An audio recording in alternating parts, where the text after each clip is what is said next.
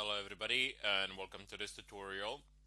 Will be the final one in the series of SSL Strip, so let's wrap it up. Anyway, I'm going to ARP spoof basically twice.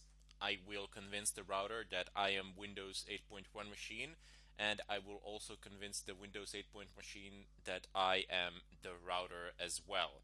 Now this is the case that I have a virtual machine here, but it doesn't really matter.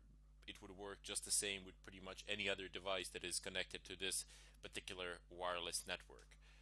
The procedure is exactly the same. There are literally no differences of whatsoever. Anyway, this is the default gateway, meaning that is my router, and this is the IP address of my Windows machine. I know what it is now, but I've showed you. You can use nmap to see the live hosts on the network, and you can use -o argument to perform operating system detection, and you can see which sort of devices are on the network. Anyway, let's go ahead and issue this command.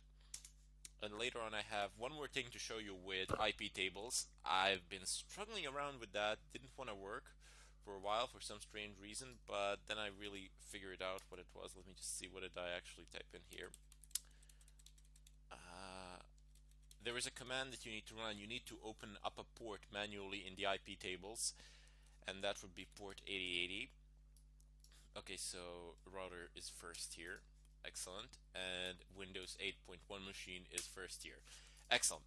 So now I am effectively ARP spoofing, performing the ARP spoofing action. I need to do it twice, and I guarantee you it's going to be effective this way. But here's what I wanted to show you. Here's what I've been struggling with. I've been having problems with the port on my machine from which I'm performing the attack. Port 8080 was not open. It was not, even though an application was listening, it was not permitted by the IP tables to receive any sort of traffic on it.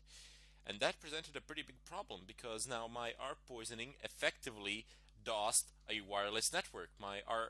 By poisoning the ARP, I have effectively rendered the host that I am messing around with, not the host, the victim machine that I'm messing around with, connectionless. It could no longer function properly. It could no longer interact with that Wi-Fi in a proper way, and it no longer had an exit point onto the internet. So what I did was manually correct the problem. I typed in IP tables -I for insert in the chain input. Yep, there we go, and I'm gonna insert to the first position, because it's very important with these rules, the positions themselves. The Linux will start interpreting the rules from the first to the last. If they contradict each other or something like that, the first one in the order will take precedence always. So yeah, input 1, and I need a protocol. It's going to be TCP -D port. This is a shortcut, and the D port will be 8080, the one that we've specified. You can also specify different ports here depending on what you specified on the redirect rule. So you can use pretty much any port there as well that is not being used for anything else. Anyway, let's just go ahead and type in D port there, -J space accept. And this is the command which you need to run for IP tables as well, in order to open up this port here so that the SSL strip could be listening. I'm not going to do it now because I already have it. Let me just show it to you. IP tables -L input. Oh, what do you know? It's not actually there. No problems. I'll just I'll do it again. IP tables. I must have resetted it. I must have performed a reset quite recently, but doesn't really matter. I can just do it really fast. Input -1 for protocol TCP -D port 8080, and what do I need next? I need -J accept. Excellent. There we go. Now I can do the listing, and there we go. Yep, Here we go. Target accept TCP, any this source anywhere, destination anywhere. Destination port says here web cache, but it's 8080. Anyway, let's just go ahead and clear the screen. Now I need to type in SSL strip dash L, lowercase l, space port 8080. Now keep in mind that any changes that you make in this fashion to the IP tables, to the firewall, are not permanent. The first reset of the firewall, or the first reset of the machine as well, will pretty much restore the default settings. They are not permanent changes. So I must have resetted it or something like that, resetted the service itself, the firewall service, and I've lost the rule. But it doesn't really matter. Let me just go ahead and start the SSL strip and listen on port 8080. Press enter, and there we go. It is now effectively listening. Now, I'm not going to monitor this because this is going to show a ton of some sort of information anyway that I'm not going to be that interested in. What I want is to type in tail-f SSL strip.log. Press enter. Tail-f will provide a live feed of any changes done to this file, and SSL strip, pretty much whatever passwords or usernames it manages to grab, it puts into this log file, and I want to monitor it. I want to see when things pop there. Let's go over to my virtual machine, Windows 8.1. I have it right here.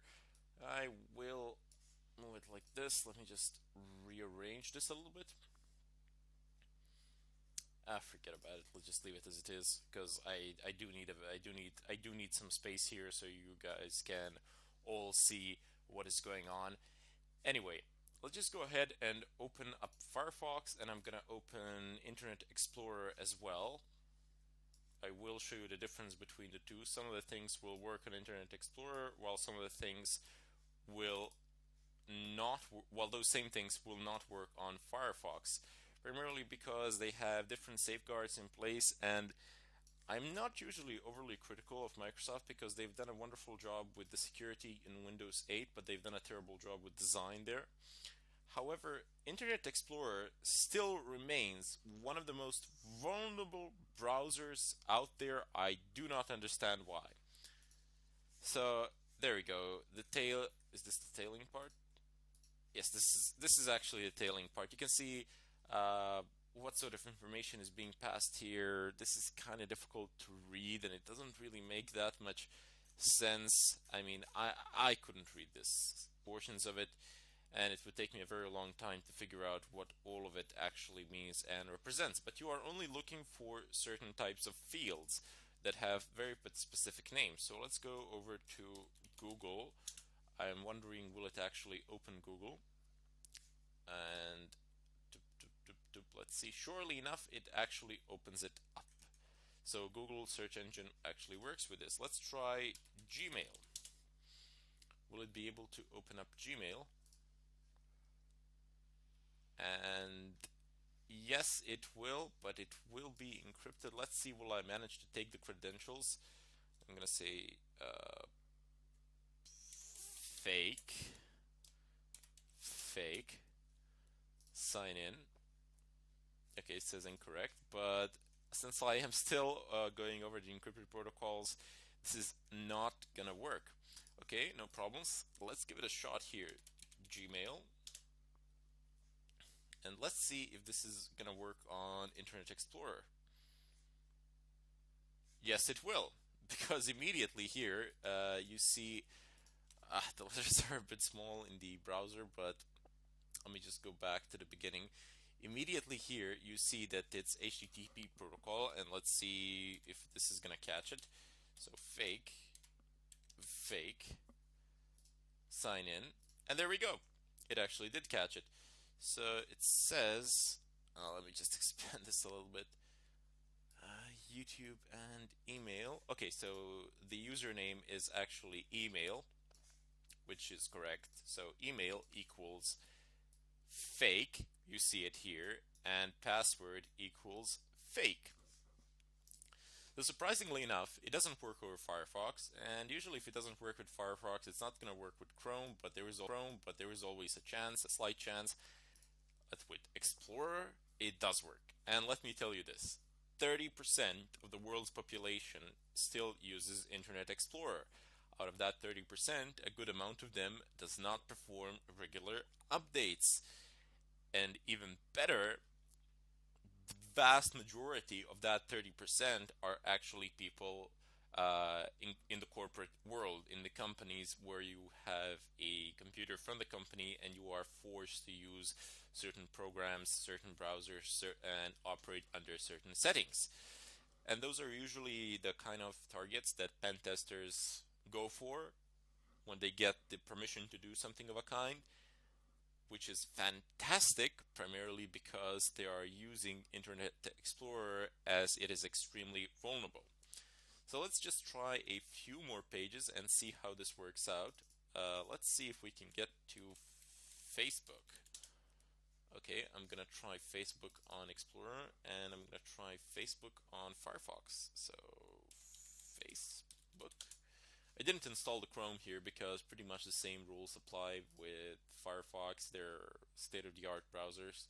And you see, it doesn't work with Facebook. I mean, I'm not even going to try because I might as well try since I'm here. It's still HTTPS, but down here with the Explorer, it's HTTP, and you'll be able to take it. So let's try. Let's give it a shot. Why not?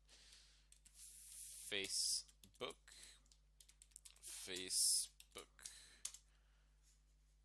And surely enough, I should have it here somewhere. Let me just see. It's fairly difficult to see. Okay, so I just had it. I had it. There we go. So email equals Facebook and pass equals Facebook. Excellent. So over Internet Explorer, I have managed to steal the credentials. Let's go ahead and see whether I'm going to be able to do it with Firefox. No, but let's try anyway. So Facebook. No. Nope. This is definitely not gonna work. Let's just try it one more time. I am inclined. What am I gonna type in here? Stone. 1, 2, 3. Log in. Nothing has changed here, so it didn't actually manage to capture it. There was no stripping of this S, and the traffic unfortunately is still encrypted here. So we can't actually use Facebook for that, but let's try some different sites. Let's try PayPal. So that's one of the most common sites to get attacked, to receive attacks. So PayPal.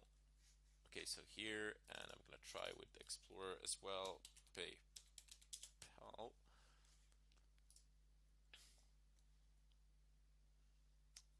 What? No, I don't want Bing. I want PayPal. Amazing.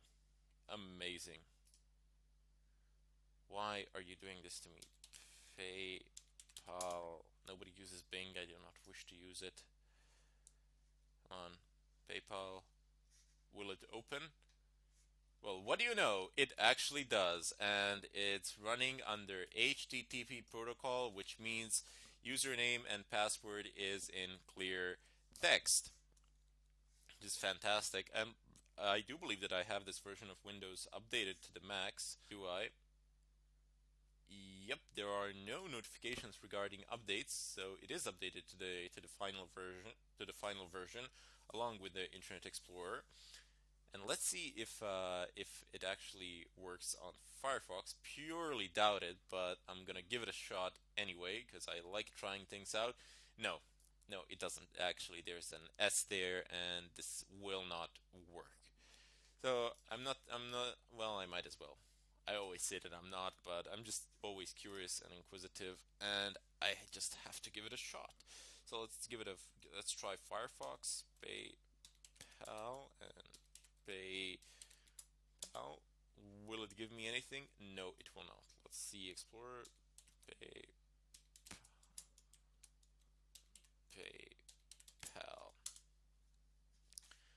log in. Yep, there we go. It's definitely somewhere in here. If I can, yep, there we go. So email, PayPal, password, PayPal. Okay, so let's go over to some less protected sites. Let's just give it a shot. I'm gonna go over to linux.org.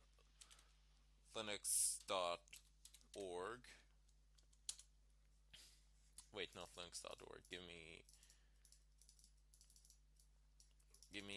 Oh, come on. Linux questions.org. This is a fantastic website to get pretty much any answers out there. And let's just do the same here. So Linux questions.org. Let's go over to the official site, and no, this is in clear text anyway. But anyway, yeah, they don't really need to add any extra security there, because I don't know, nobody's gonna steal these passwords. There's no money here. This is purely for educational purposes, and people trade knowledge here. But anyway, it is a good site to actually visit. If you have any problems, you can ask people there pretty much anything related to Linux, and more often than not, you will find people willing to help you out. Anyway, I hope I've given you a few clear demonstrations of what you can do here. And just in case that you're thinking that you cannot do anything with Firefox or Chrome, well, you're badly mistaken, primarily because yes, you can. Chrome and Firefox are both susceptible to SSL Strip, but not on all sites. It won't work, for example, on PayPal, it won't work on Google, it won't work on Facebook, but as you have seen on Explorer, it will work on pretty much anything. So if you're lucky enough that your victim is using Internet Explorer and you have a 30% chance that they are, which is, they're not bad odds at all, you will be able to pretty much steal all the credentials. Especially important with the rise of the Windows Phone, who also uses Internet Explorer. However, Firefox and Chrome will be vulnerable if people try to log in into some less secure sites somewhere else that are also functioning under HTTPS protocol, where DS gets stripped, the SSL encryption. However, there are no extra safeguards, and you can actually steal the login credentials there. And as I said before, people usually tend to recycle them and reuse them, so you have a very good chance that they are the same. In any case, I bid you all farewell. I hope that you have enjoyed this tutorial, and with this I will conclude this chapter in the next tutorial. But until then, I urge you to experiment on your own, of course, within the limits of the law. Anyway, I hope to see you next time.